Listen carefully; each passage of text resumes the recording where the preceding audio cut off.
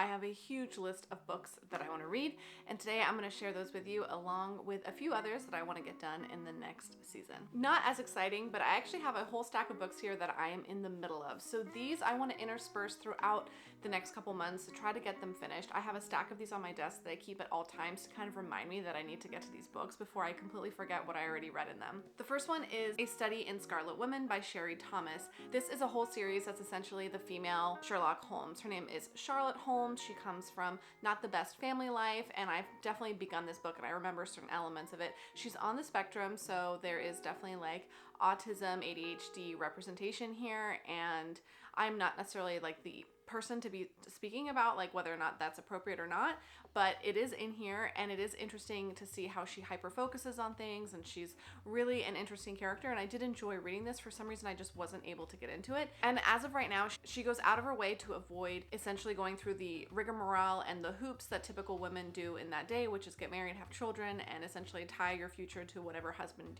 ends up choosing you. So she didn't want to go into society, and so she's exiting the entire scenario. She has sisters that she's thinking about, and she's got a dad. Anyway, there's a whole family dynamic that it goes into at the beginning, but there's also like a mystery to be solved. And I am really excited to get into this, and I think this might have the perfect fall vibes. Next up, I am actually almost halfway through The Art Thief.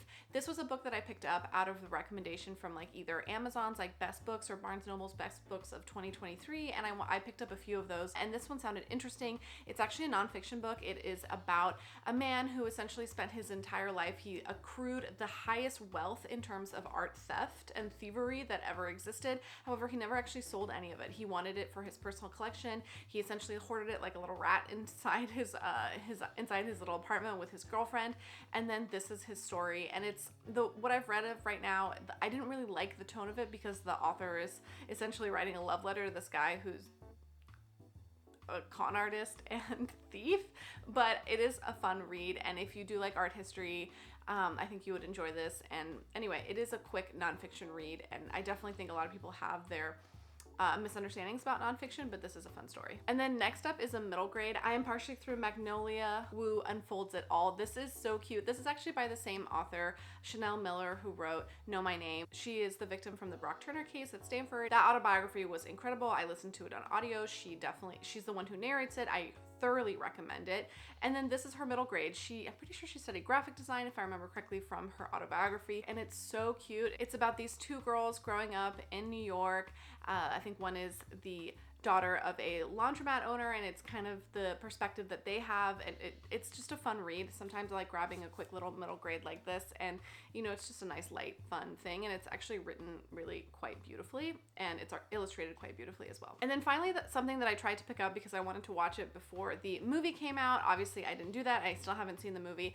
My friend Charity thoroughly enjoyed the book and really enjoyed the movie, and I really want to see it, and I want to partake in the fun. Therefore I want to read It Ends With Us by Colleen Hoover. Last year I read Verity by Colleen Hoover, and I thought I was being trolled the entire time. It was just that poor, and I just wasn't expecting it.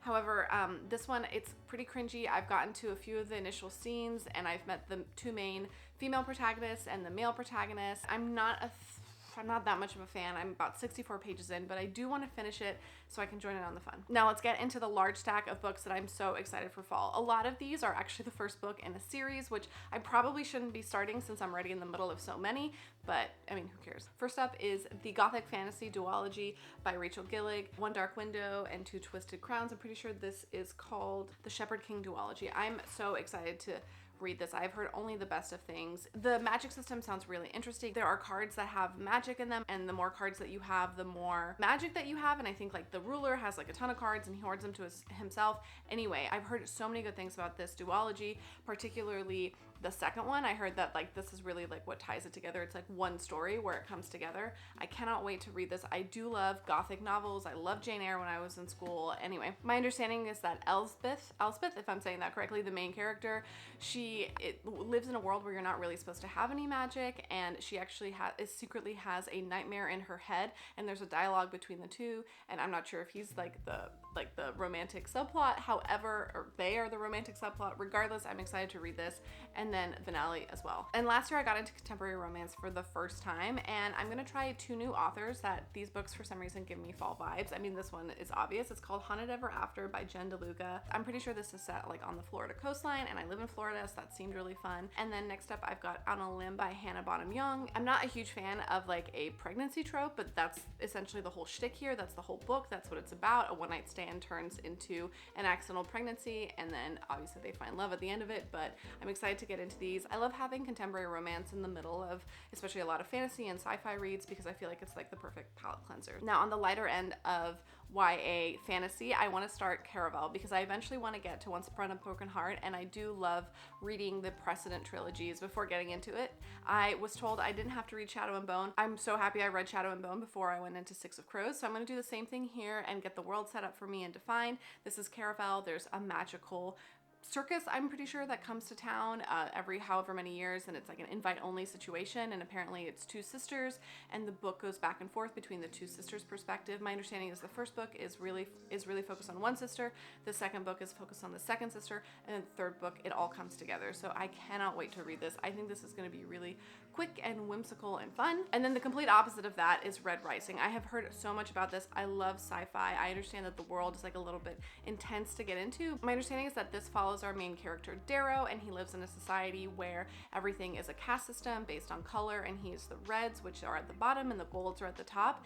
And then there's essentially a rebellion, and he finds out that it's all been a lie, and the golds are lying to the reds, and then using propaganda and manipulation, the reds are existing in their subhumane way of living, and then the golds have all the advantages in the world. So I'm excited to get into this. My understanding is like it's definitely an off-planet sci-fi book, whether it's based on Mars, I can't remember. I know it is so well beloved, and I know this is a huge and intense and emotionally wrenching series to get into, but wish me luck. One of my more recent purchases is The Bear and the Nightingale, which is the first of the Winter Night trilogy by Catherine Ardenne. I've heard that this is very deeply rooted in folklore and fairy tale. This is a book that I've heard so much about, and I really can't wait to get into it. I know that it sounds like, if you read the back of the book, it kind of like sounds like a Cinderella retelling, but I don't think it's going in that direction. That seems a little bit too straightforward. Anyway, we'll see, and hopefully I'll get into this soon. Then a book that's kind of taken TikTok by storm is Quicksilver. I've heard that if you like Sarah J Maas books, you will like this. It's supposed to be like the hot new romantasy that everyone is talking about. I feel like this and When the Moon Hatched is everyone can't get over. I don't really know too much about this. I know that like people like the male protagonist because he's got like a really dirty mouth, or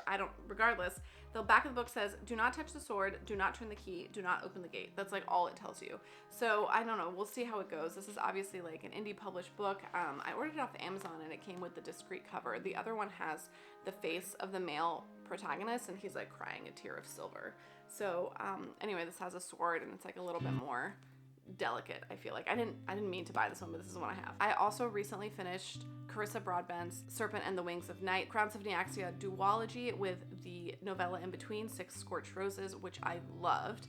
And the third book in that series, or the fourth book if you want to consider the novella one of the books, is coming out, I'm pretty sure, in November. Now, before that comes out, I do want to read her other trilogy, The War of Lost Hearts, and the first one is called Daughter of No Worlds. I really honestly don't know anything about this book, but I've heard that some people like this even better than Serpent and the Wings of Night, which I really enjoyed. I'm really curious to see if this is set in the same world or if this is like a completely different universe. Regardless, I can't wait to get into this, and I still have like the original indie published versions, and I know that Carissa Broadbent is now becoming traditionally published, so I keep seeing her stuff at like Target and Barnes & Noble. So I don't know what I'm going to do, because I think the book that's coming out in November is not going to match the ones I have. So this is a serious problem that I have now. Next up in my Cassandra Clare universe are the Red Scrolls of Magic. I think this is definitely going to put me in the fall vibes, because I've really been starting to like that world. In my last reading vlog, I finished The Infernal Devices, and I cannot wait to keep moving forward. And because I feel like the more that I get into this series, the more I'm going to like it, even though I've heard The Infernal Devices is the best thing. Regardless, I'm moving forward.